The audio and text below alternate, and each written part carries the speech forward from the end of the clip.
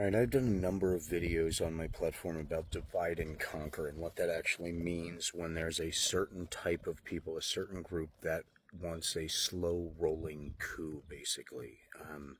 And essentially that's what's been going on. And it plays out very specifically when you look at it from the big picture.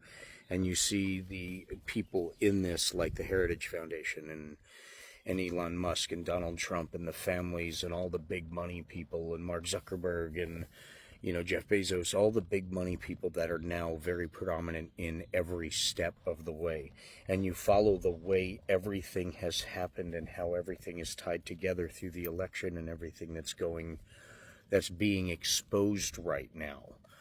Through the various investigations that have been going on forever behind the scenes, with multiple blockades put up in front of any fact-finding anything having to do with how the elections were actually done and what actually happened and what software programs were updated by a thumb drive supposedly for updating the clock, but it actually rewrote the software starting it. Yeah, little things like that.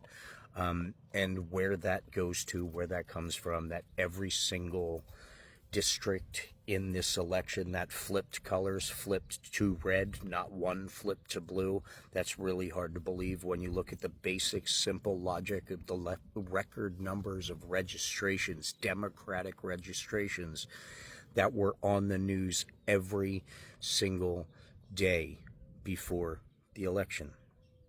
And within these nuggets of information that were proudly blasted on every single channel, including Fox News,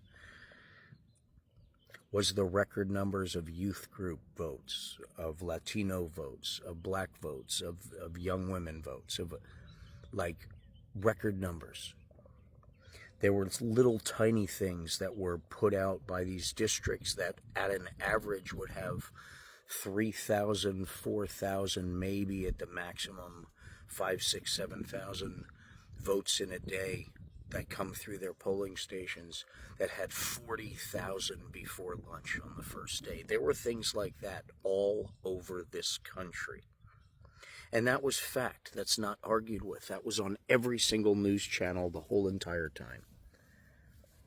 So what I've been screaming since Election Day, and in many ways every day since, is how did we have barely less than 15 million less votes in 2024 than 2020. And now you're hearing Election Truth Alliance and Smart Election and all these lawsuits that are showing how these different pieces of the puzzle are being strewn together. And if you're following the Rockland County lawsuit in New York, they are in discovery right now for the lawsuit.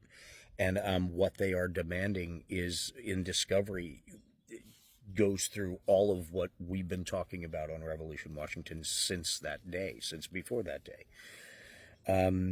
This is something that takes a long time to come out. And as it's coming out, as everything is